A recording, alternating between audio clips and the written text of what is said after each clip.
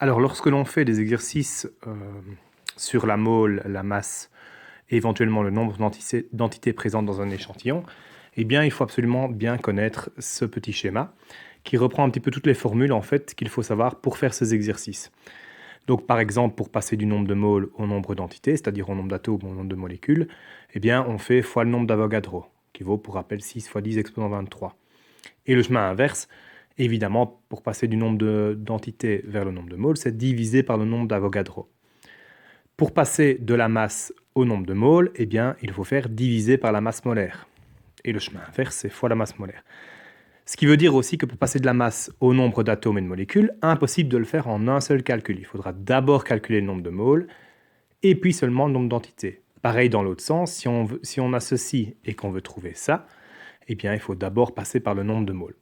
Je rappelle que ce qui est en jaune, c'est uniquement valable pour les gaz et c'est uniquement dans les conditions normales de température et de pression, c'est-à-dire à 0 degré et pour une pression de 1 atmosphère. Donc ça ne fonctionne que si vous avez des gaz. Donc qu'est-ce que ça dit? En fait, le 22,4, c'est la place qu'occupe, le volume qu'occupe une mole de gaz. Et donc, si vous devez passer du volume vers le nombre de moles, donc une mole de gaz, je vais faire dans l'autre sens, une mole de gaz, c'est 22,4 litres. Eh bien, si j'ai 5 moles de gaz, ce sera 5 fois 22,4 et j'aurai mon volume, etc., etc. Et si je fais dans le sens inverse, eh bien, c'est divisé par 22,4. Alors ça, c'est une première possibilité, c'est de connaître cet organigramme. Sinon, l'autre possibilité, c'est simplement de retenir les formules. Par exemple, que pour avoir le nombre de moles, c'est le nombre d'entités sur le nombre d'Avogadro. En fait, cette formule-là, c'est ce que j'ai ici. Le nombre de moles, c'est le nombre d'entités divisé par le nombre d'Avogadro. N divisé par ça est égal à petit n. Donc c'est la même chose. Alors l'autre formule à retenir aussi dans ce cas-là, c'est le nombre de moles, c'est la masse sur la masse molaire. Bien oui, si je regarde ici, le nombre de moles, c'est la masse divisée par la masse molaire. Et évidemment, en découle des transformations de formules. Par exemple, grand N est égal à petit n fois Na. C'est la transformation de formule. Ici, donc, le fois Na qui repasse de l'autre côté. Alors, ici, cette transformation de formule, ben, idem, hein. On peut dire que petit m est égal à petit n fois la masse molaire.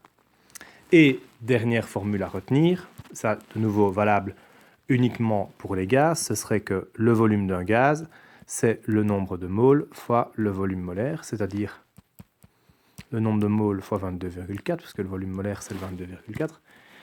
Et bien, c'est ce que j'ai ici. Le volume, c'est le nombre de moles fois 22,4. Alors maintenant, des exemples concrets. Combien y a-t-il de moles dans 148,2 grammes d'hydroxyde de calcium? Donc, important déjà de savoir encore sa nomenclature. Hydroxyde de calcium, c'est CaOH pris 2 fois à cause des valences. Donc, attention de bien connaître sa nomenclature. On veut le nombre de moles et on a la masse. Donc, pour ça, la formule, c'est le nombre de moles qu'on veut, c'est la masse sur la masse molaire. Ben, la masse qu'on a, c'est 148,2 grammes. Divisé par la masse molaire, il me faut la masse molaire de l'hydroxyde de calcium. Ben, l'hydroxyde de calcium, la masse molaire, c'est la masse molaire du calcium, 40,1, plus 2 fois la masse molaire de l'oxygène, plus la masse molaire de l'hydrogène. Donc j'ai bien pris 2 fois la masse de l'oxygène et de l'hydrogène parce que j'ai 2 fois le groupement OH, 2 fois le O, 2 fois le H. Et donc ceci, j'obtiens 2 moles de ce composé. Ça veut donc dire que 148,2 grammes d'hydroxyde de calcium, c'est en réalité 2 moles d'hydroxyde de calcium. C'est la même chose. Alors maintenant, combien de molécules? Pour savoir le nombre de molécules, c'est grand N. Eh bien, c'est le nombre de moles fois le nombre d'Avogadro.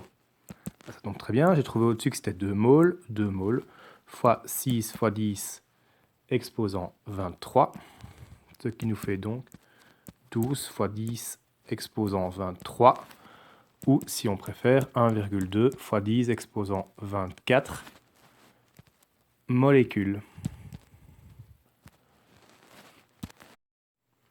Un autre exemple, quelle est la masse de 0,3 mol de nitrate de calcium?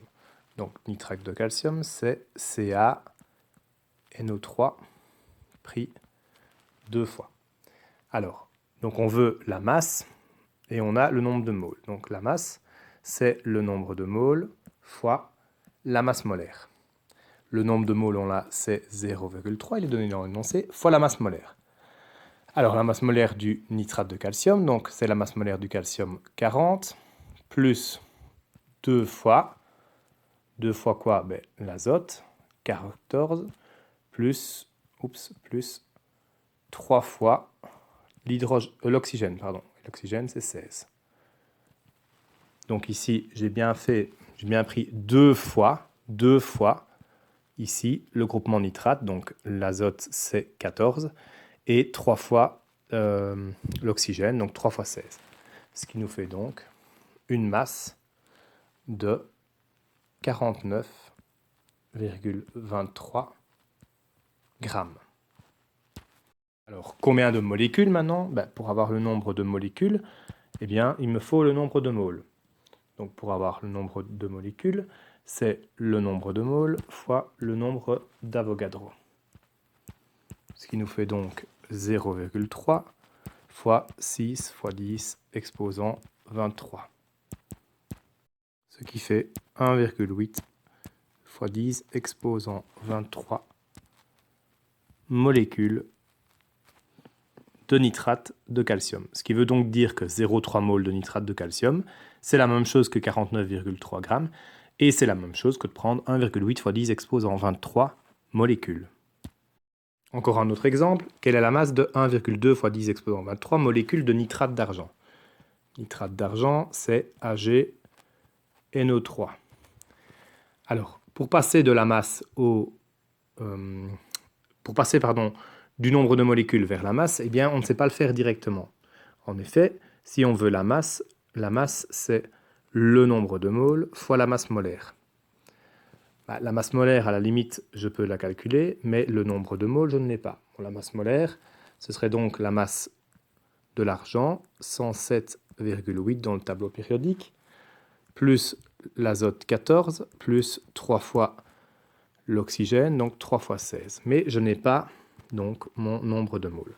Pour calculer le nombre de moles, à partir du nombre d'entités, c'est le nombre d'entités divisé par le nombre d'Avogadro.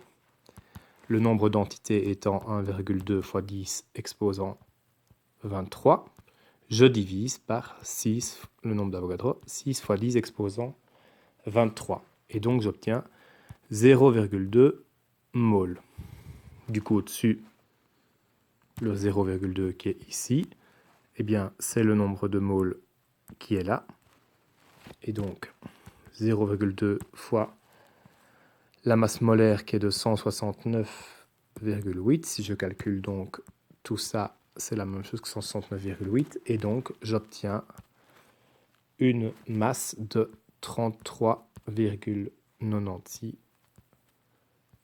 grammes. Et enfin, dernier exemple ici, où on vous demande quel volume occupe 8 grammes d'hydrogène dans les CNTP. D'hydrogène H2 dans les CNTP, on dit quel volume. Donc le dihydrogène est bien un gaz, donc on peut utiliser la formule avec le volume molaire. Et donc quel volume occupe 8 grammes de dihydrogène? Pour calculer le volume, eh bien je sais que mon volume c'est le nombre de moles fois 22,4. Mais je n'ai pas mon nombre de moles. Je n'ai pas mon nombre de moles, mais par contre, je sais que j'ai 8 grammes. Donc j'ai la masse, donc c'est la masse sur la masse molaire, le nombre de moles. La masse étant 8 grammes, la masse molaire de l'hydrogène, l'hydrogène c'est 1, le dihydrogène, la masse c'est donc 2. Et donc ça veut dire que 8 grammes de dihydrogène, c'est la même chose que 4 moles. Et donc mon 4 moles qui est ici, c'est le nombre de moles qui est là.